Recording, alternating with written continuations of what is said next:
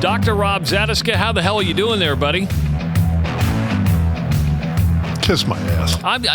Come on, I was being nice because we are recording this on Sunday, December 1st, and let me be the first within the Doc Talk family to say happy birthday. Thank you, sir. I am. I'm old now. How old are you now? I'm the big 5'3". I'm like what? Like a half a year behind you? No, almost a year and 3 months behind. I'm 54. Damn. So I'm older. I'm certainly not wiser than you. You might as well just grab a shovel and start digging at that age. Good Lord. Well, the good thing is I'm not going to be buried. I'm going to be cremated, and then they're going to spread my ashes out somewhere.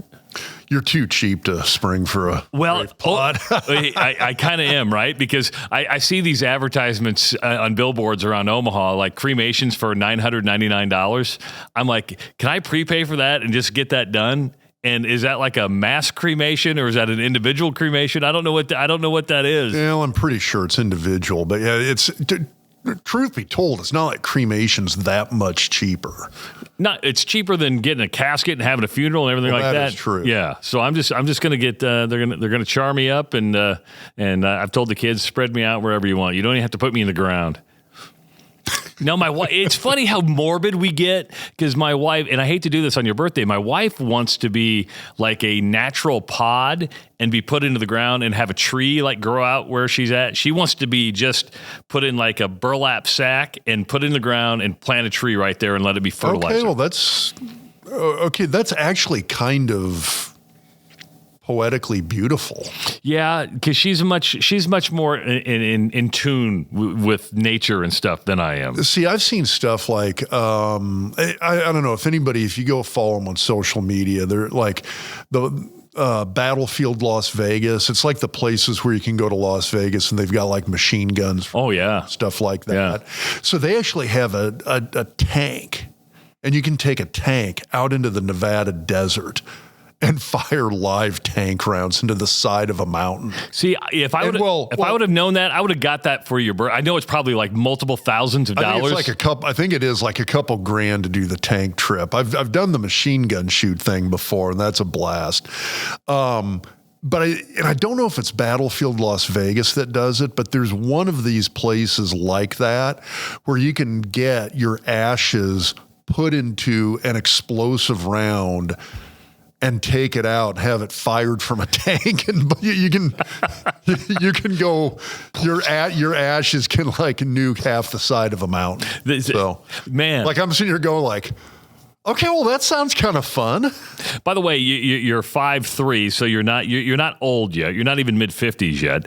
And my wife's like, you need to go get Dr. Rob something. He gets you something all the time. I go, I don't know what to get Dr. Rob. I go, he brings me. I've got a 4-pack of corn coast in there. I've got to remind me, Owen, to give him the 4-pack of corn coast. Well, wait a second, is that from you or is that you already told me like one of our listeners dropped? I'm a regifter. Instead of splitting the 4-pack, I'm giving you the entire 4-pack. I'm basically you're giving me 2 beers. Is what you're giving me. But they're tall boys, right? So they are, and it's corn coast, which is great beer. Did we find out who gave that? No, it literally showed up at the office, and they just said, "Hey, this is for Travis," and they walked out. Now they didn't ask if I was here, in which I was in the office. Do you have security cams? Yeah, I guess I could go back and look. Now I don't have access to the cameras, but. Let's go talk to Tony or Bob or somebody and find out. Yeah, we could probably do that. That'd be kind of interesting. Do you take your birthday very seriously? I mean, not at all. Not at all. Zero. So Jen's not going to take you out. The kids aren't going to make you a cake. We're getting together. Yeah. So Jen's got something planned. Do you know what it is, or it is a surprise? Nah, we're going bowling. Bowling. I like bowling. Bowling's fun. I'm trying to picture you at a bowling alley. Oh, I suck. Do they have to put the bumper rails up for you? Don't be an asshole. I'm horrible at bowling, but I like I call them the parlor games, bowling, billiards, darts. I actually like it, and I don't do any of that stuff nearly enough. I like playing darts. I've never been good at pool. I don't understand geometry, so I've never been good at pool. Well, I'm not good at any of it, but I still have fun. I mean, it's like, do you like golf? I like golf. Am I good at golf? I'm not. I've gotten better, but I'm not very good. So for me, it's like golf. I suck at golf. I mean, like if there's something I'm really, really bad at, it's golf. And I don't love it either, but it's not like I've ever gone golfing and not had fun. Like all of this stuff's fun, but I actually always have fun going bowling. You have a couple of beers, you get some really crappy bar food. It's the best. You going up the Maplewood Lanes? You're going down to 72nd and Dodge? Well, I don't want a whole bunch of people. Well, actually, people are. I don't know. Somebody might hear this before we go. Well, maybe. We're going to Omaha. You're going to. Well, hey, I tell you what. It was a weird weekend on Twitter. I had people threatening me on Twitter. I was doxxed on Twitter. All sorts. Oh yeah, because by Iowa State fans. No, by a listener. Believe it or not. Of the podcast. Yes. What were they upset about? Well, because, believe it or not, Iowa putting armed cops out at midfield. Well, that's your fault. Yeah, it's my fault that Iowa put 6 cops around a logo. So, then what I did was I didn't say anything rude. I just said, hey, I don't care either way, and we're going to get into it a little bit. And then he wrote back, he called me an idiot. I'm like, who cares, man? And I said, fuck you. And then he then doxed me, and then he threatened to come over to my house, and he did a whole bunch. So I had to turn him into the Twitter police because you can't dox somebody, right? Yeah. And then he did another threat where he threatened to come over, and it was bizarre.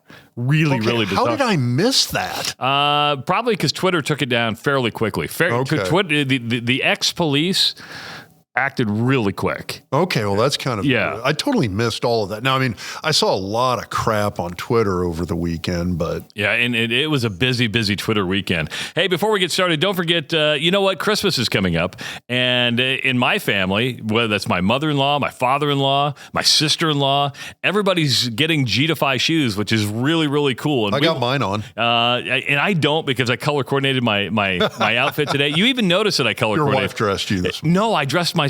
Believe it or not, I dressed myself. Damn. I know. But G-Defy is a great Christmas gift for your feet. We want you to take care of your feet. If you have foot or ankle pain, knee pain, hip pain, G-Defy and its versatile shock technology can really benefit you. Dr. Rob's got his on, wears them in the surgery suite, and give them a 60-day trial, right? You can try them for 60 days. If you don't like them, you can send them back, and you can also save some money, and that is by using the promo code DocTalk20 at checkout on orders of $100 or more. That's DocTalk20 and get $20 off your order of G-Defy shoes. Go to gdefy.com. That's GDEFY.com or gravitydefier.com to check out their wide selection and take care of your feet. All right, so let's pick it up where we just kind of left off and me getting threatened and doxxed and all sorts of shit. I've never seen... Because this is what everybody's talking about. People are mad. And by the way, another gift I gave to Dr. Rob for his birthday. He was supposed to wear an Iowa Hawkeye sweatshirt today, and I didn't bring it because I'm like, it's his birthday. Now I'm wearing my Mike Norvell firing countdown sweatshirt. Wait, you see he hired Gus Malzahn yesterday? Gus Malzahn is going to leave being the head coach at Central Florida to go be the OC at Florida State. Did you know that? I missed that one. Yes. Okay, I've always kind of liked Malzahn, though. I always thought he was a pretty solid coach. Does Scott Frost go back to Central Florida? It'll be interesting. I was going to say that will be an interesting dynamic. Would they even hire him? I think they would. I think he was liked down there. He liked it down there. Yeah, he did like it. Yeah. So it's not a Power 4 job, but it's kind of one of those. Or it is. I forgot they're in the Big 12 now. So it's a Power 4 that is looking to compete in the Big 12. Well, listen. He had success. Why wouldn't you hire him back? Well, and what's interesting, I was trading some messages with one of our sponsors, Connor Oro, over the weekend. Connor made a great point. He said some of the schools that are probably going to end up ultimately benefiting out of this new paradigm we're seeing in college, in FBS Division I football, this new dynamic we're seeing where it's the transfer portal, it's NIL, the house hearing, the 105 roster limits, all of these different things that are adding up where, again, you're looking at, in a year or so here, you're going to have anywhere from, depending on the team, anywhere from 15 to 50 guys purged from every FBS roster. That's a huge number of players.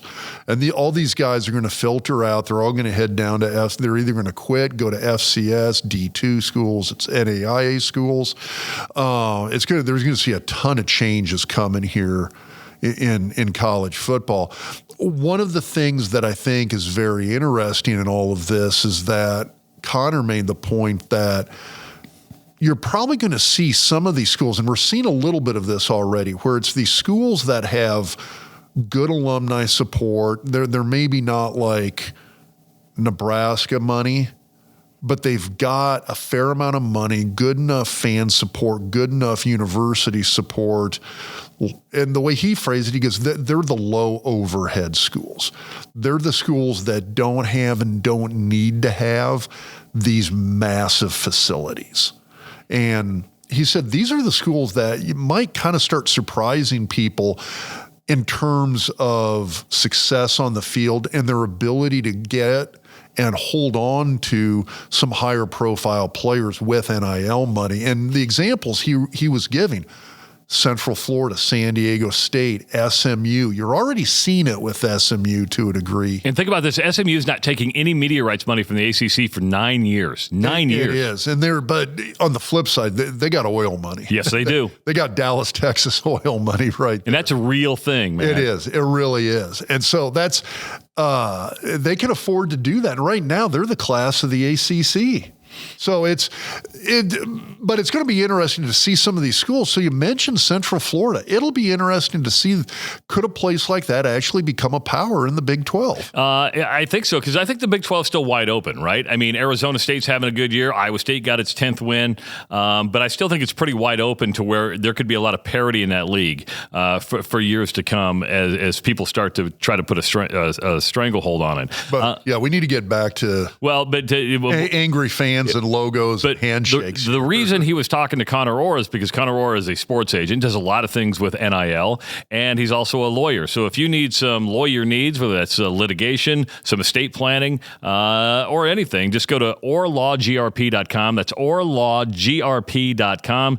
Ask for Connor, or you can email him, connor@orlawgrp.com, and get your legal representation from the Orr Law Group. Okay, so, we're going to talk about the game. There's a lot to talk about the game, and but everybody's talking about what happened in pregame, and it started about an hour and a half beforehand when Nebraska traditionally prays. And I'm not anti-religion.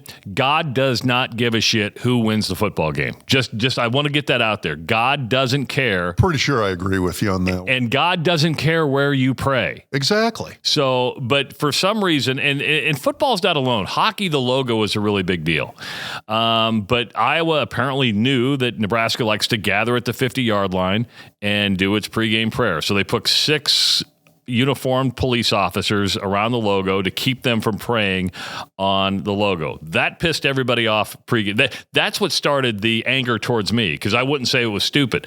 It's stupid on both parts. It's stupid to put armed cops around a logo, and it's stupid to get pissed about it. I mean, two things can be right here. I don't have to take a side here. I think it's petty bullshit on both. I think it's stupid to insist. I agree with you on that. I also think it's stupid to insist, hey, there's a specific location we're going to go pray at. And I mentioned this during our, you'll hear it during one of the diagnoses, football field. Yes. It's 100 yards by 50 yards. Yeah, it's a big space. That's 5,000 square feet. You could just slide over a little bit and you're still basically in the center of the field. You're just not on the fucking logo. Pray there. And do you do it on the logo for what reason? I don't know. Some people are going to make the point, are going to disagree with us. And the point that they are going to make is you're trying to demonstrate, and I don't say this in that they're trying to be self-righteous in their prayer. I'm trying to say they're trying to set an example for others that, hey, we're going to pray in a more high-profile setting and location, and doing it dead center on the field is the most high-profile location, to set that example, to show people that example. Okay, I get that. It's turn the other cheek. Just Isn't that in the Bible? Turn the other cheek? Apparently, but yeah, just move over about 8 yards and pray next to the logo. Yes. Guess what? It'll still set that example, and that's fine. It's too much stupid little shit. And you know, it plays into the handshake thing afterwards, where the Nebraska players refuse to shake hands. And a few people have pointed out to me that they've done this in more than one game. Oh, I didn't know that. Well, somebody said, yeah, they didn't do it during the Colorado game, and I'm like, okay, I saw the Nebraska players come out and shake hands at the Colorado game. I was there. So don't tell me that they do this at multiple games. Maybe they did and I didn't see it at another game, but I know they did at the Colorado game. But you've basically got this thing where you're thinking about shit you shouldn't be thinking about. You're worrying about stuff you shouldn't be worrying about. And I put this out in a Twitter post where I said, to be a champion, to win a football game, to play at a high level, there's 1,000 things you need to be thinking about. This is not one of them. Champions go out and they shake the opponent's hand, and then they kick the opponent's ass, and then they shake the opponent's hand again after the game. Because it's a battlefield, right? I mean, it is, but it's one of those, you're not worried about showing the other team who you respect and don't respect. It's not even a sportsmanship thing in my mind. It's get your ass in gear and focus on what you should be focused on. And that's these 1,000 little things you ought to be doing. Catch that pass over the middle.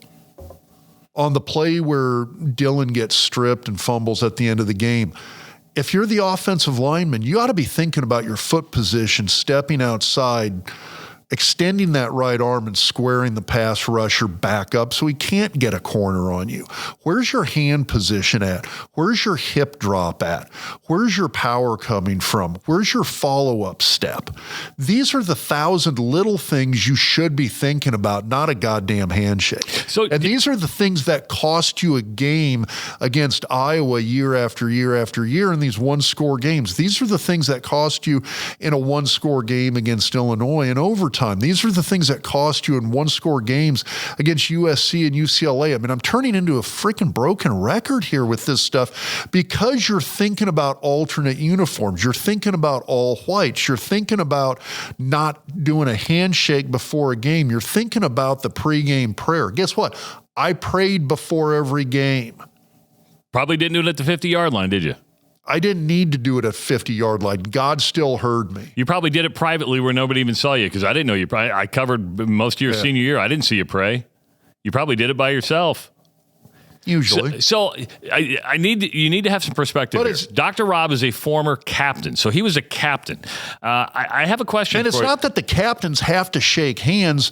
It's you have to be thinking about the shit you ought to be thinking about to win the game. Okay, do you think this was captain orchestrated in the fact that said, hey, we're not going to shake their hands? Do you think Matt Rule knew about it? And where I'm going here...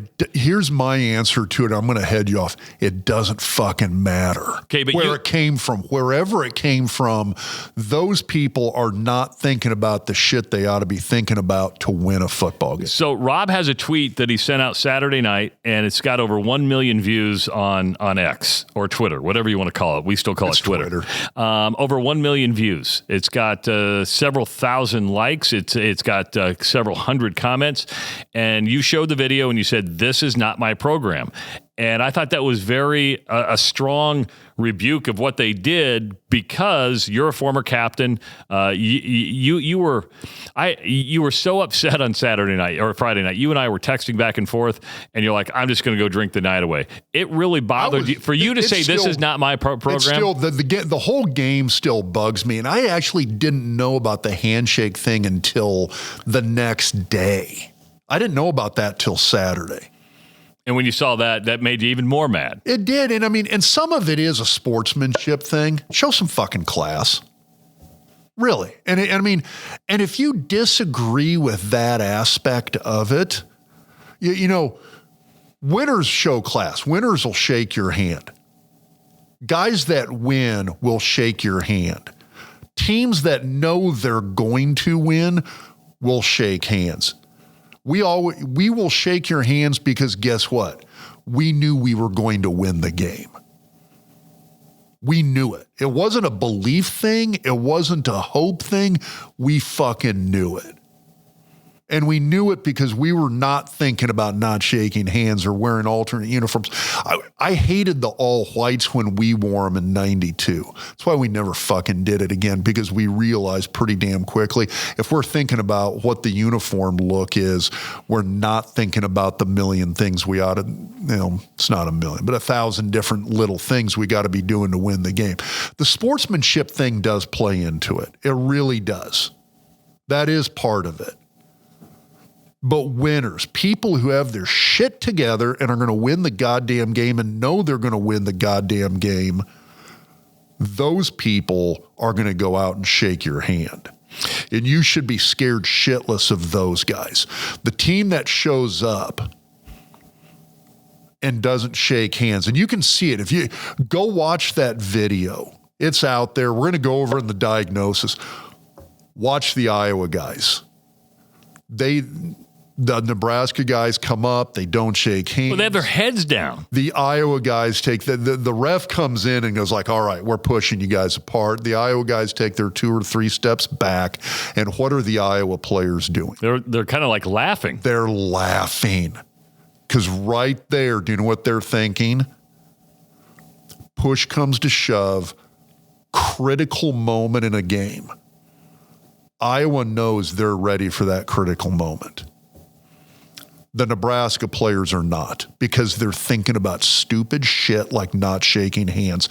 And here's the thing. I always, the guys that talked shit, there's guys who can do it. It's part of their normal wiring. Will Shields, Zach Wiegert, they would start talking smack. They would crawl up inside an opponent's head. But it's usually the guys that talk shit. The guys who are way too verbose.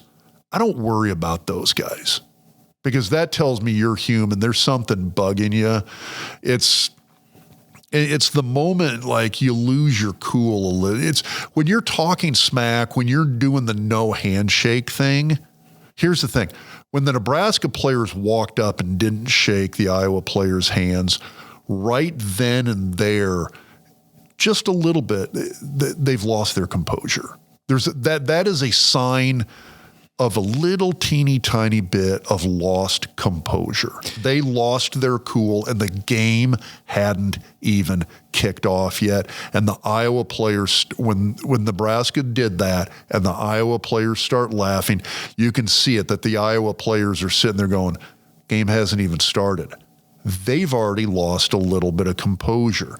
Now, I'm not saying Nebraska lost the game at that point, but what I am saying is that a team that exhibits that kind of behavior, that exhibits that kind of thinking, that team is sitting there when you get in a critical moment and you've got that little teeny tiny bit of lost composure, you're not the team that's going to get the job done at a critical moment.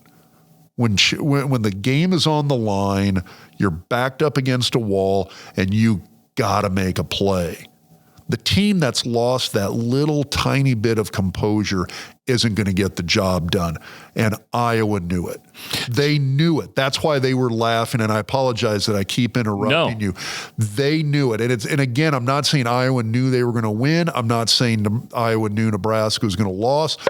Iowa players just knew, hey, if we get in a critical situation, we're the guys that have the composure now. You know, a lot of things. Chris Hassel from CBS Sports, who's also a big Iowa fan, he acknowledged that on the stat sheet. I mean, you look at the stat sheet. Nebraska won the football game on the stat sheet, with the exception of the score. I got it pulled up. He called this a culture win, meaning this was the difference between an Iowa culture and a Nebraska culture. Yes. Would you would agree with that?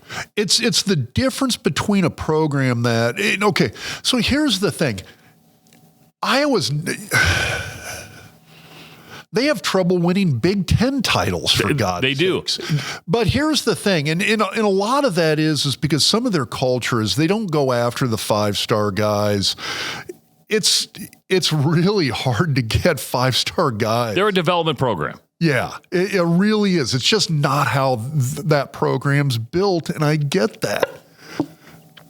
But those 1,000 things you have to do right, they're doing those 1,000 things, and that's why Kirk Ferentz is one win away from being the all-time winningest Big Ten coach. You look at George Perlis, Woody Hayes, Bo Schembechler, any of these guys.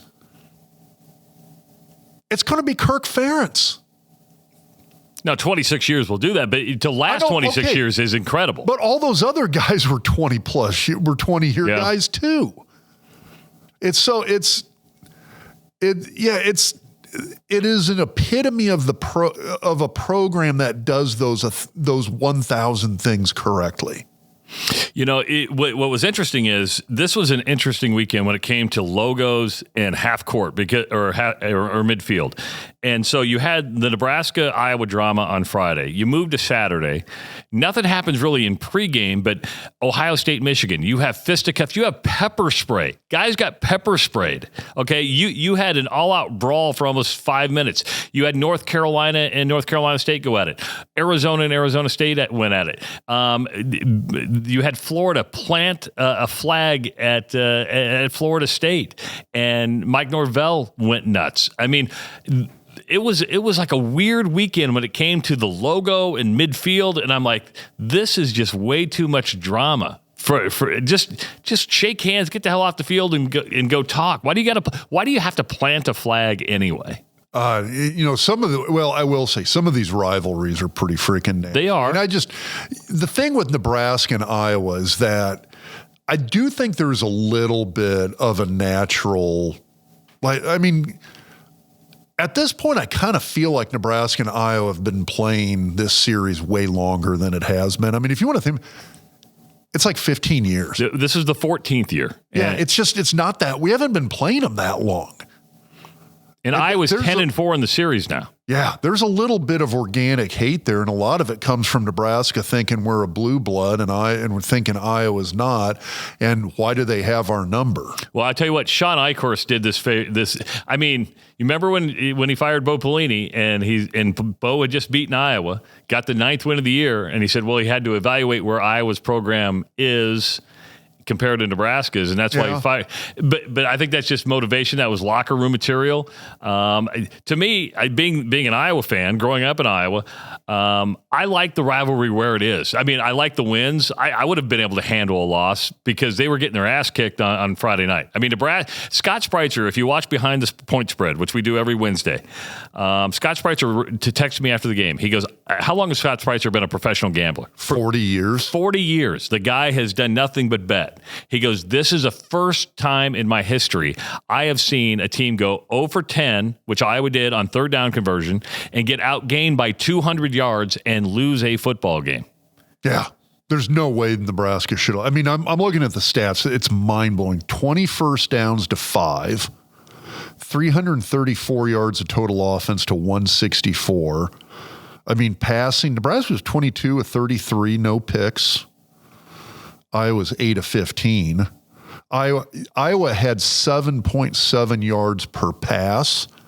However, what was it? 72 of that came on one play. Yes, which was essentially a running play. Yeah, I mean, it basically was a big run, but I mean, they got put into the passing. So Iowa had 115 passing yards. Like I said, 70 came on one play. And Nebraska shut down the run. Caleb Johnson averaged what 1.6 yards per carry?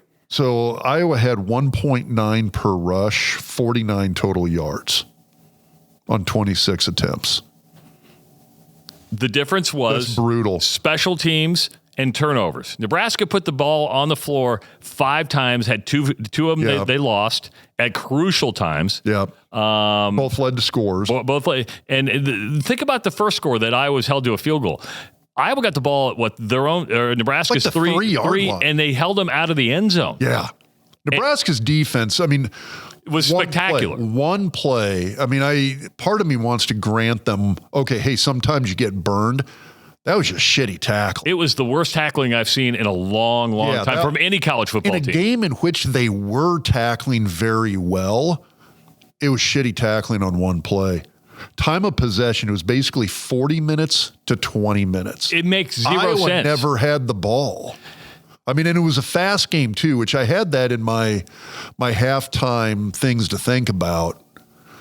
I made the point. I said, it's like this game is moving fast. A lot of run plays, a lot of ground being churned up, clock's burning.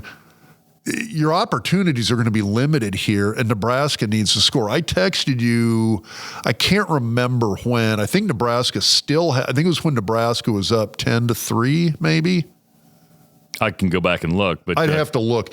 Nebraska still had the lead, but I texted you and I said Nebraska has to score again, or we're not going to win this game. So if you watch the Doc's diagnosis presented by Central Federal Credit Union and you really watch this rivalry, there's always a key moment in the game where the momentum just shifts. And we go into where the momentum shifts, and a lot of people think it was Caleb Johnson's reception for a touchdown. I thought it was the missed field goal that would have put Nebraska up 13-0. Yeah, that worried me too, because I'm sitting there going, okay, number one, we were in position to score a touchdown, and I thought we should have gotten a touchdown on that drive. That ends the game. I thought if Nebraska scores a touchdown here, game's over. 10 points ain't going to cut it. 17 might cut it. I thought if they scored a touchdown there, we win the game. I really did. Didn't get it. Line up to kick a field goal, and I'm like, okay, points are points. This is a chip shot. And then they missed it, and I'm just like, oh, shit, this isn't good. Because you could feel the momentum shift at that point. Yeah, Iowa's sitting there going, okay, we're still within striking distance now. And the reason you can't, because I've watched every Iowa game this year, and if you go back through history, and I think Nebraska fans know this, no team in college football, I do believe this, bides its time better than Iowa. It will just wait. It's like a snake that just waits to strike, and they're willing to play field position. They're willing to. They played, even though the statistics don't show it. It played almost essentially into Iowa's hands. They're going to wait for a mistake, and they're going to try to capitalize on something big. Every damn year. And now, I made the point. I made a comment on Twitter about. I said we're Nebrasking the shit out of this game. It's not so much that. Somebody responded. They're like, "Is it that, or is Iowa just Iowa-ing the shit out of this game?" And I'm like, okay, that's a good point, because it's not like Iowa does this just to Nebraska. Does it to everybody. This script that we saw on Friday night, that script plays out in damn near every other Iowa win. I mean, Iowa has done this repeatedly. Not this year to Wisconsin. This year they nuked them. But Iowa does this routinely to Wisconsin, to Minnesota, to Iowa State. They sit around, and then they go get that big win right at the end, and you're like, how the hell did that happen?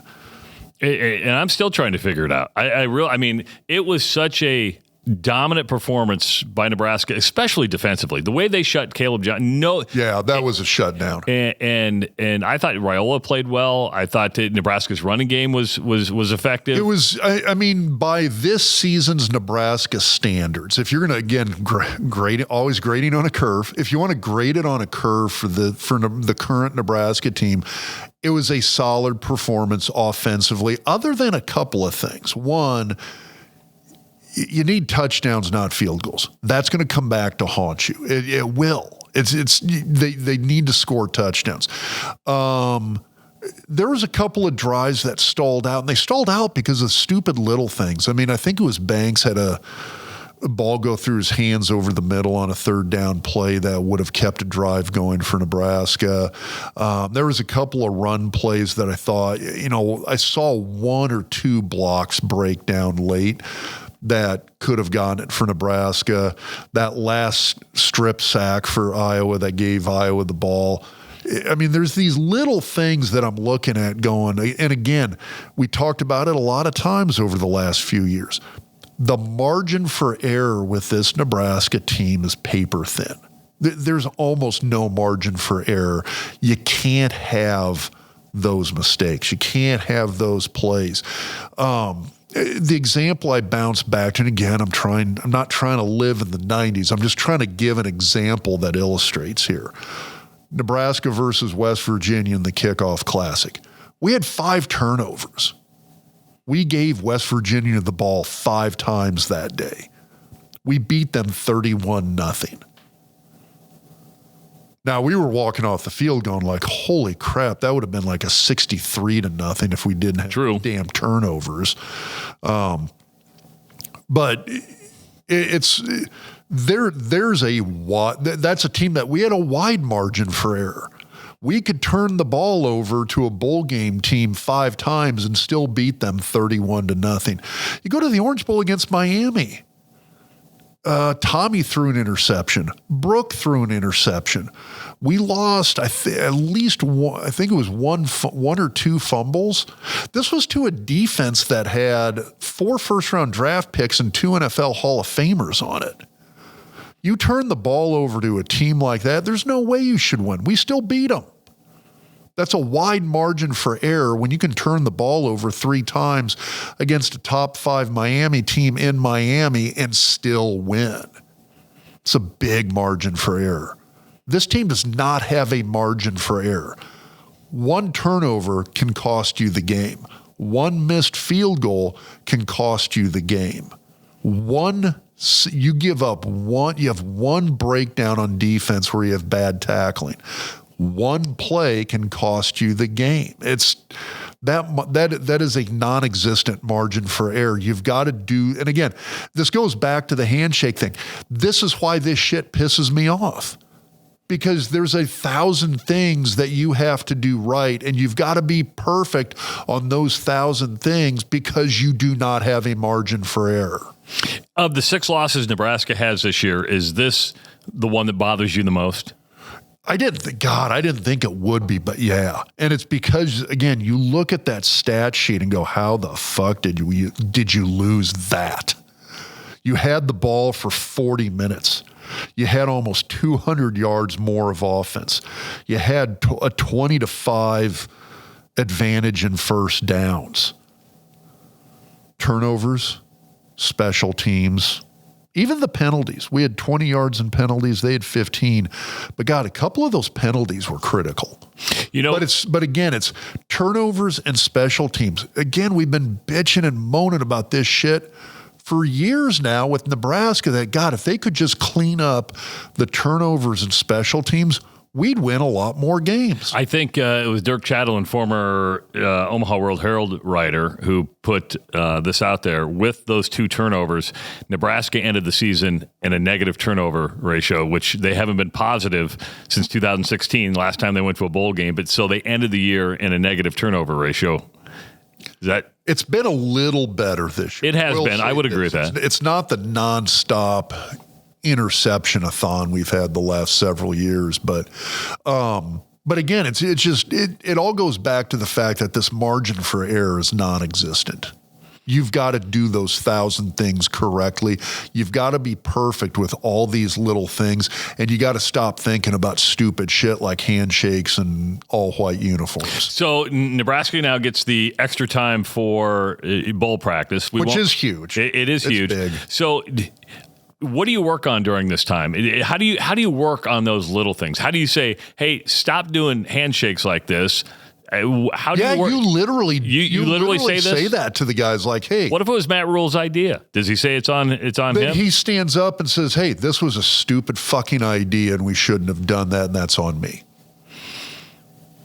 How else do you work on the little things? Just repetition? I can't see him doing that. Either can I. It would surprise. But, Iowa players, and I haven't seen video of this. I saw him doing a loop around the Kinnick Stadium, said that, he walked through the Iowa pregame warm-ups, and I haven't seen any video of that. I saw the video. Was it him walking around, or did he was just walking around the stadium beforehand, and he came near where Iowa was getting ready to warm up, but there was like no Hawkeye players. That's so again, pettiness on Iowa's side for saying that. Well, and it's one of those things where I remember like every other year, the game, it's a home and away. So every other year, somebody makes the point, and I made a Twitter comment. Somebody points out, well, the intern to the assistant equipment manager, I saw them not wave at the children. Nebraskans are a bunch of assholes. They hate the children. They love cancer. It's like, dude, shut the fuck up. No, the guy wasn't. Nobody, part of the double negative. nobody didn't wave. Okay, just get off your high horse. You're making shit up. And don't get me wrong, I get the wave. I don't think you should expect other teams to do it. I don't think you should expect the cheer squads to do it. I mean, if nobody wants to wave, that's your prerogative. I mean, it's just it would be like going to Wisconsin and doing jump around. I think it's a cool thing to do. I also think it's kind of a highly manufactured tradition. I think when it first started, it was kind of organic, right? Because they just built the children's hospital. But I don't disagree with you that now it's one of those like, all right, everybody stand up. It's time for the official wave. I don't disagree with you. You know, some people call it I'm an Iowa fan. Some people call it the greatest tradition in college football. No, it's not. It's not. It's really cool. It's cool. And if you're a kid up there who's going through something, you appreciate it because that's for you. But there's a lot of other college football traditions that I think are really cool. Yeah. I'm perfectly good with the wave. If I'm at the stadium for an Iowa Nebraska game, guess what? I'm waving. Yeah. I think it's cool. It's a good tradition. I will say, like I said, now that it's one of those, for everybody who ever complains about somebody from a visiting team not waving, you're the ones who are making it seem manufactured. So if you bitch and moan about one or two players or a cheer squad or the trombone section from the opposing team not waving, you're the ones who now make it seem contrived and manufactured and less organic. It's like going to church and they pass the plate around and, you put a 20 in and the guy next to you doesn't put anything in and you go, you're not going to give any money. You're not. You're going to become judgmental against that Exactly. person. Yeah, it kind of kills the moment. Yeah. So guess what? For all of you Iowa people that bitch and moan about somebody not waving, you're the one making it seem contrived now. I don't disagree with that. But again, the bottom line though here is that paper thin margin. There's 1,000 things you have to do correctly to win these games. And if you're thinking about handshakes and uniforms or whatever, logos at the center of the field, you're not thinking about the stuff you need to be thinking about to win these games.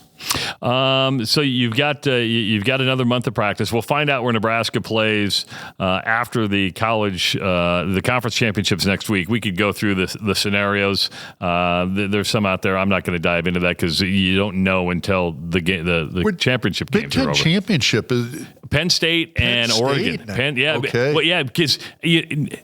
And I hate making predictions because I was on my radio show on Friday morning. I'm like, there's no way Ohio State loses to Michigan. Michigan's horrible. They're a 3 touchdown favorite. There's no way they lose. And then they go freaking lose.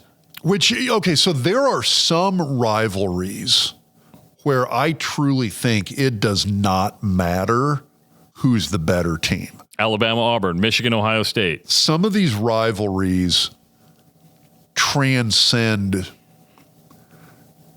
a team's resume on paper. They really do. Is it just that much motivation and hatred? I think so, yeah. Were you like that with Oklahoma? Were you like that with Colorado?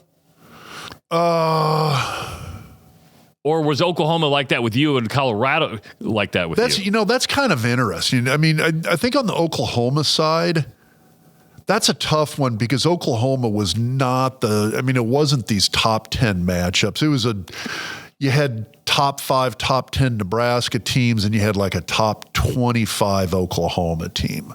They were struggling to stay in the top 20 in that era. They were still great teams. Don't get me wrong. I mean, we're still talking about ranked matchups nearly every year. So I shouldn't downplay it that much in that regard.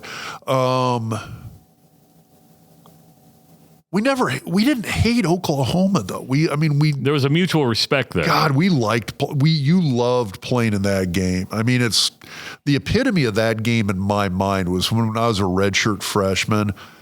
It was drizzling. It was freezing rain. There was ice on the field. Fans are throwing oranges. It was cloudy. I mean, it was just this brutal, cold, dark, damp, gray November day. Old school Nebraska, Oklahoma, day after Thanksgiving. And it was a slugfest. I mean, it came down to the last couple series for both teams on offense. We scored, they didn't. Game ended with Nebraska winning. But there was this, you didn't hate them, you respected that. I mean, I think Colorado had more of the hate type rivalry. But that's where I think that dynamic maybe does become interesting, because every one of those Colorado teams that we played was, in my opinion, by far, I mean, if you want to go on paper, we can start pulling up names, was by far and away the more talented team. I mean, that Colorado team in 94 was an absolute who's who of the first 2 rounds of the NFL draft for about 2 years running. I mean, Rashaan Salam, Cordell Stewart. You had the Heisman winner at running back. You had Slash at quarterback. You had Westbrook at one wide receiver, who was a first-round pick by the Redskins. You had Ray Caruth. He kills people, but he was a first-round pick and an all-pro with Carolina until he started killing people. You had Christian Fourier, who was a Pro Bowler in the NFL at tight end for the Seahawks, and then I think actually a little bit with the Patriots. That's just the skill guys. The offensive line, you had Tony Birdie at one offensive tackle, longtime NFL guy. You had Stoltenberg at center, NFL guy. Chris Naoli at offensive guard. It's just, I did the math once, and on their offense and defense, it was something like 19 of 22 starters on that 94 Colorado team were NFL guys. Like literally 19 out of 22 starters went to the NFL. And they were always the more talented team. I never lost. We tied in 91, and Nebraska should have won that game, and that was, again, special teams and snowballs hitting us from the stands. I would agree. Let's go back to where we started, and the culture thing. And it is the reason you didn't hate Oklahoma, the reason you didn't hate Colorado. It was a culture thing. Because Tom Osborne wouldn't have allowed that. Yeah. He never got his rival. He'd always talk, we don't really have a rival. The rival is who you're playing that week. Right? So the hatred comes from fans, but I think you see it in the Ohio State-Michigan series. I think Matt Rule kind of fed into this hatred thing, and I think Iowa hates Nebraska. I do, but I don't think Kirk Ferentz lets it show on an external basis. When you say Iowa hates Nebraska, do you mean the fans or the players and coaches? I think the fans. I think there's this.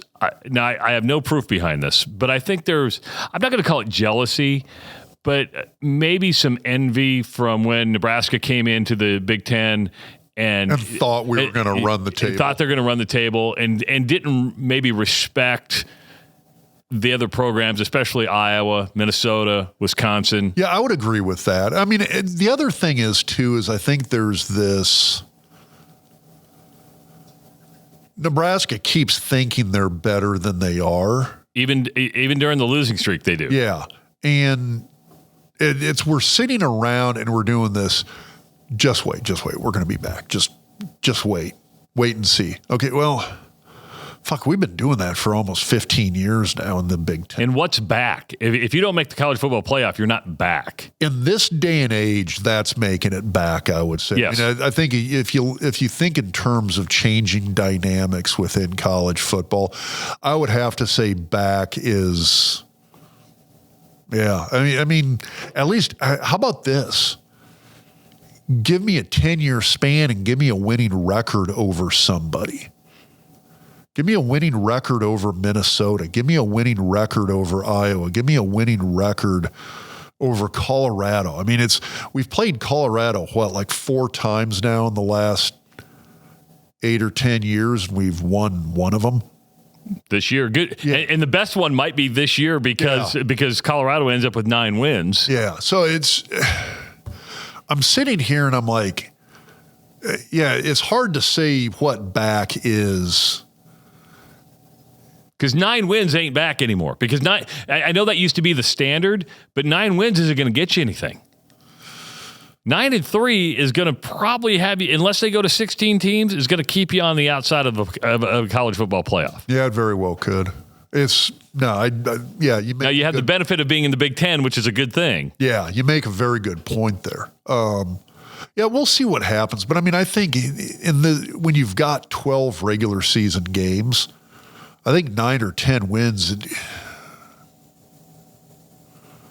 Okay. Depends on who you beat and who you lose to. Yeah, and I'm also sitting here thinking about the fact that we're seeing all of a sudden, I mean, Georgia Tech should have beat Georgia. Yes. That would be their third loss.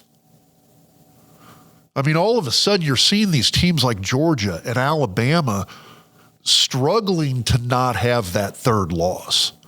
I mean, these are the big dogs. And they're not short on NIL cash. Exactly. Look, Ohio State, not short on it. And yeah. They got 2 losses, and they're not going to be a top 4 seed. So, now all of a sudden you're looking at the dynamics here with some of the parity that comes from the portal and NIL.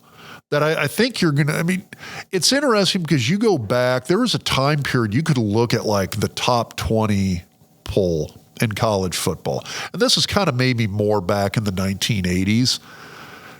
I mean, 11 through 20, there was teams with 3 and 4 losses. Yeah. And then I think in the top 10, it was 1 or 2 losses. And then the top 5 were all 0 to no losses. There was no parity in that top 5. But there was a lot of parity in the rest of that poll. I think we're going to be moving back to that where I think it's going to be hard to get through a season without a couple of losses. Because again, Ohio State, look at the conferences now. Look at the SEC, look at the Big Ten. It's hard to run through those conferences without a couple of losses. It's going to be hard to get through the Big 12 without a couple of losses. ACC sucks. They're still the great pretender. I know you were telling me. I mean, Heather Dinich still has Miami in the playoff. I'm like, how do you? I haven't been sold on Miami all year. No, they're the great pretender. And so you have SMU is going to be. I think SMU's got a really good squad right now. They're the class of the ACC. I mean, can you imagine if SMU wins the ACC title game and gets a first round bye? A team that okay, but what happens if everybody's sitting there looking at SMU going, they got a first round bye. These guys are the pretenders. What if they show up in that second round and knock somebody off? And all of a sudden you're sitting there going like, oh shit, huh? All right, well, this is why we have an expanded playoff. I mean, you're talking about and people don't think the parity thing will go away. I don't. With 105 roster, like you said, there's going to be an open up spread. You're going to spread this talent out big time. We're talking Boise State. We're talking SMU. We're talking Indiana. That could be in the playoff. Yeah, Iowa State could be in the playoff. Arizona State could be. And one of those 2 teams is going to be in the playoff. Arizona State wasn't ranked 2 weeks ago. They weren't even ranked. That's nuts. But I mean, yeah, you think about so I remember going back to when I played. Again, I'm living in the 90s. Yes, he is. Mr. And he's 53 today. Old. You are. Okay, you go back to that era where the scholarship limit was 105, I think, when I came out of high school. But you could have as many walk-ons as you wanted. Exactly. So you had 105 scholarship limit, and I remember when they dropped it to 95, and then they dropped it to 90, then they dropped it to 85. And every time that happened, everybody was like, oh my God, there's going to be so much more parity now. You're going to spread the wealth. And I kept thinking, no, you're not. The haves are going to stay the haves. The have-nots are going to stay the have-nots. And then Nebraska fell off a little, and all of a sudden, here comes Central Florida, and then here's Boise running the Statue of Liberty against Oklahoma in the Fiesta Bowl, and you saw that parity. It hit, and again, everybody's like, well, what about Alabama? Okay, well, that was Alabama with Nick Saban. Yeah. What about Georgia? Well, now you've got the portal and you've got a little bit more parity, and all of a sudden, yeah, Georgia just about picked up their 3rd loss of the year. We got to stop looking at programs just in general. You've got to start looking at coaches because there's going to be Ohio State with Urban Meyer, damn near unbeatable. Well, you mentioned Alabama with Nick Saban. They hadn't won a national title since Gene Stallings back in the 92. Yeah, and then you had Georgia, always good. never maybe great. Yeah. Because all those Mark Richt teams were great teams. But they never. That's a Hall of Fame coach. But they never got to exactly the pinnacle. Kirby Smart comes in. I think you got to give a little credit to coaches who are just exceptional. Exactly. And there's not a lot of Bob Stoops and Nick Sabans out there.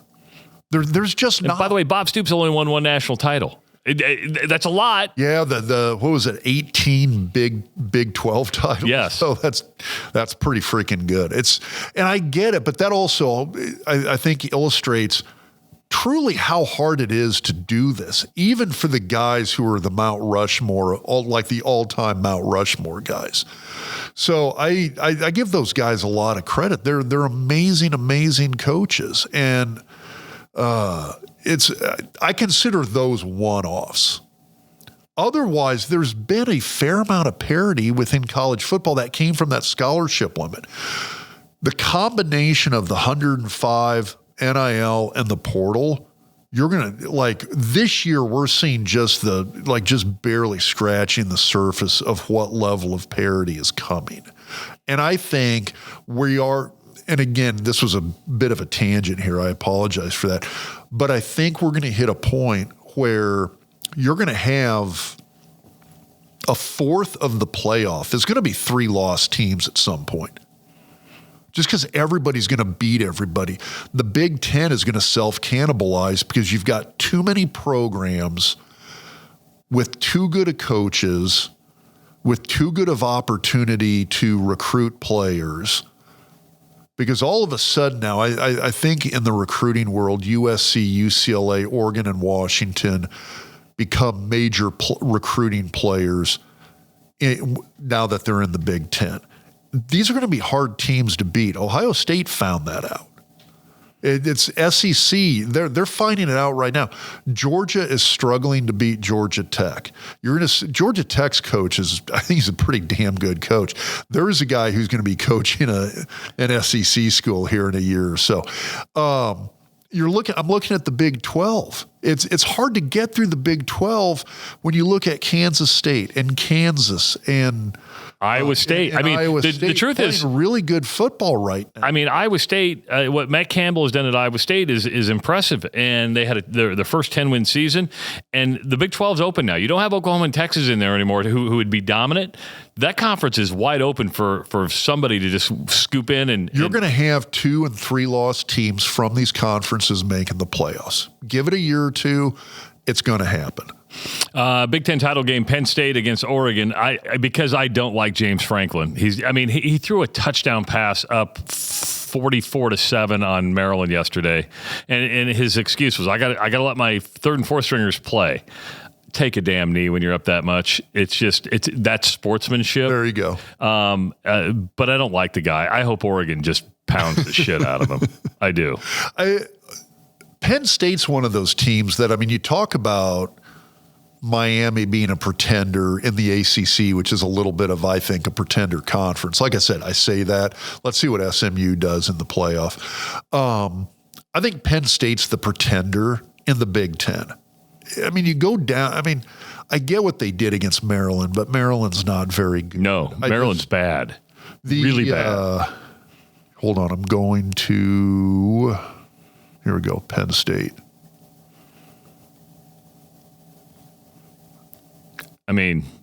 Franklin hasn't. He hasn't beaten a top 5 team. Can't win the big game. They beat Minnesota 26-25. They beat Purdue 49-10, but everybody except Nebraska did. They beat Washington 35-6. Washington, not a great year. They lost to Ohio State 20-13. They had that game at home. Yep. They beat Wisconsin 28-13. It's an okay win. It's not like even Nebraska nuked Wisconsin. Yeah, Iowa nuked Wisconsin. So by the way, if Luke Fickell's not on the hot seat, he should be, because this has the Frank Solich thing written all over it. I get, but you put him on the hot seat after 2 years. No, but going into next year, he's on the hot seat. I would say, you're going to want to see some headway made in year 3. If they're not turning things around, You know what? It's funny because I think Nebraska fans are still looking at Matt Rule and going, okay, bowl game in year 2. Let's see what happens year 3. We want to see that 8 or 9 win season in year 3. Hold on. Penn State, James Franklin. Yeah. Beat USC 33-30 in overtime. Beat UCLA 27-11. They beat Illinois 21-7. They destroyed Kent State. Who cares? They beat Bowling Green 34-27. That was a 1-score game against Bowling Green. So I think Penn State's, they're like the Big Ten's pretender. So I'm going to ask this because going back to Wisconsin, because Wisconsin does not have an identity, right? There's just no identity. We know what Iowa's identity. You saw Iowa's identity on Friday. Does Nebraska have an identity right now? I have yeah, we lose 1-score game. Okay. That's our identity. But when I'm talking on offense, defense, does it have an identity? You just know what they're going to do. Defense, yeah. Okay. I think Tony White's... Does he stick around? Does he get a head job? I think the luster's gone a little bit. Just I don't know, maybe people just haven't been paying enough attention to him. I still think he's a great coach. I still think he's done an amazing job with that defense. I don't have a problem with what he's done on the defensive side. I hope, and maybe that's wishful thinking on me, thinking that the whole head coaching luster thing has come off of him a bit, because I hope we hold on to him. I really like him and think he is an outstanding defensive coordinator. Dana Holgorsen stay? Again, I hope so, because in my opinion, I've seen change. You saw some stuff in that Iowa game where there's still shit that has to get shored up. But it's better than what it was. I think the play calling. I would agree with you. I saw a lot of fans saying, well, Holgorsen didn't work out. I go, he's literally had 3 weeks. 3 weeks. You expected a miracle in 3 weeks? I like what he said when he said... And it's better than what we've seen. Yes. I think Nebraska loses to Iowa 13-3. If Satterfield's calling the plays. I think we get a field goal, that's it. I don't disagree with you. I think the defense still does what the defense does, but I think we lose 13-3. His dynamic is interesting because you don't see it very often with an OC and a head coach because Matt Rule needed Dana Holgorsen. He has this I don't give a shit attitude. I'm going to tell you what I think. I'm going to do things the way I do them. He's always kind of that way, but he's also been a head coach for a long time, right? Yeah. So I mean, when you're head coach at West Virginia, you say, "Hey, I need your help." Okay, this is what I'm going to do. And if you don't like it, but I like what he said in the simplification. If it's not on the sheet, it's not getting called. Yeah. You go to Dylan Raiola and say, what are you most successful at? Because if you're successful at that, that's what we're going to run. I mean, I think it's just smart play calling. Simplify. I agree with that. I hope to God we keep him because I would love to Raiola or Holgorsen? Fuck you. Both. I would love to see what he could do for Nebraska with an entire with a bowl game. A bowl game amounts to essentially that's another spring practice. That's how I always have thought about it. You go to a bowl game, it's like you're getting a second spring ball in the fall. You get a month, basically you get like 3 weeks of practice and then a game to see what you can do. So he's getting 2 spring balls. He's getting an entire off season. I want to see what that looks like because I think you're going to see a ton of improvement. I really do. Now, you would probably maybe see a new playbook because he inherited a playbook that he's had to learn. He may take some of his offense and bring it in, which wouldn't be bad. But I would agree the last 3 weeks, Nebraska's had a better identity on offense, not an established one. But even since in the 2 years that Matt Rule's been here, there's been no offensive identity. No, and it looks like they've been trying to run the ball. I mean, the Wisconsin game and the Iowa game, you saw them all of a sudden. It's like, okay, we're trying to run the ball and we're actually doing it a little bit better. I really thought so the last 2 games. So I would love to see him get to the point where you don't have to be the guys of the 90s where you're punching out 300 to 400 yards a game on the ground.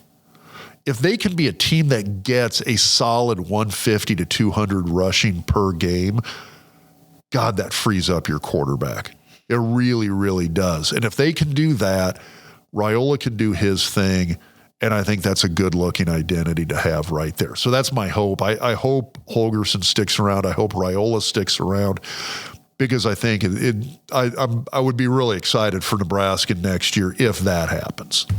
Hey, you got NCAA volleyball coming up. Nebraska going to be hosting. You've got Nebraska men's basketball playing really well. How about Arizona State volleyball? See, look at him. Big 12 champs. Always dropping it. I'm trying to get into a sponsor read, Dr. Rob, and that is if you want to dress up for the volleyball regional, you want to dress up for your men's and women's basketball games, Husker Hounds is the place to go. 2 locations in the Omaha area, online at huskerhounds.com. And the holidays are here. You got to start doing your Christmas shopping.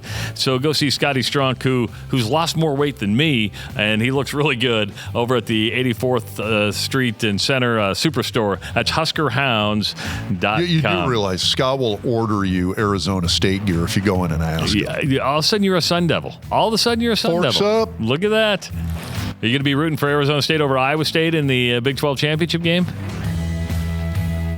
Yeah. Man. Maybe we should have a watch party with you and Marv Seiler.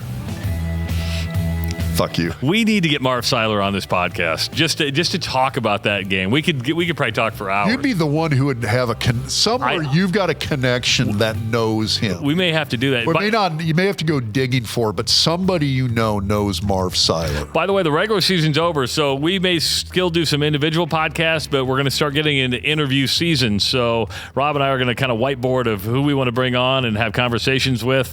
We got some ideas, but we want to fill up the offseason as well, and usually those interviews are pretty darn popular. We still got to try and get Matt Rule on. Hopefully he'll do that. I want to ask him what he thinks of the 94 Nebraska versus 94 Penn State. That'd be a good conversation. Make sure to subscribe to our YouTube channel. Give this video a like. Leave some comments if you like what Dr. Rob had to say. I hope you had a great Thanksgiving. We'll be back next week. May not be on Sunday, maybe Monday. Who knows when we'll be back. But just enjoy it. Enjoy those conference championship games. He's Dr. Rob Zatechka for Owen Justice. I'm Travis Justice. We'll talk to you next time on the Doc Talk Podcast.